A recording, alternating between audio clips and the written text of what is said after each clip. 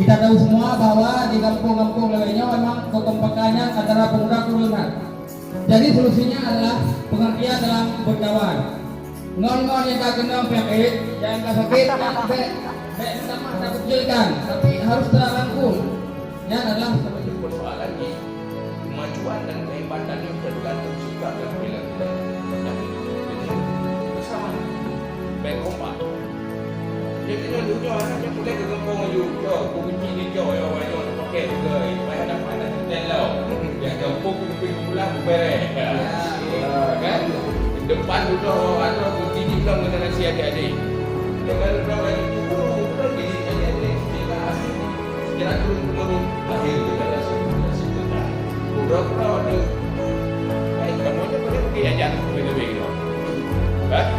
Jadi hari ini ingin menggerakkan dan hanya mampu menjadi penggerak lebih maju dan gerak dan janganlah okey lah jadi kita sebenarnya duduk pelaku yang menerangi yang lain jadi duduk stand lah duduk show ilai menapu ilai kan lampu len ada bateri tua ada habis bateri dia kacang dia mana bateri tahu dia. Nah, kira-kira dan terus menerus. Oleh dia bersatu kompak, belajar kompak yang mau pergi belajar wajib. Nabi Hidayah itulah Nabi Ahmad Nawawi. Lamene dia tu.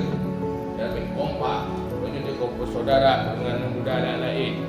Dia bersaudara. Dia nak masalah kampung, daurah kampung. Nak masalah kampung dan air daurah dia terkebak dengan. Nak masalah kecamatan bersama-sama dia. Kenallah. Ternyata rumah anak orang Melayu mengeluh kadang kita salah di dalam konflik kan jadi semoga Allah bantu Allah supaya punya takdir Allah dan urut yang samanya menjadi modal untuk masa depan lebih baik baik sampai yang tahu dari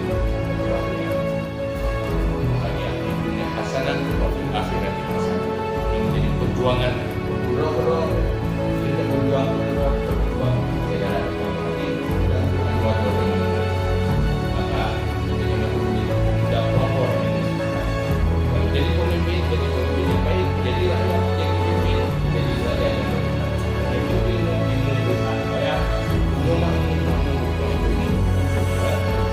ilmu itu yang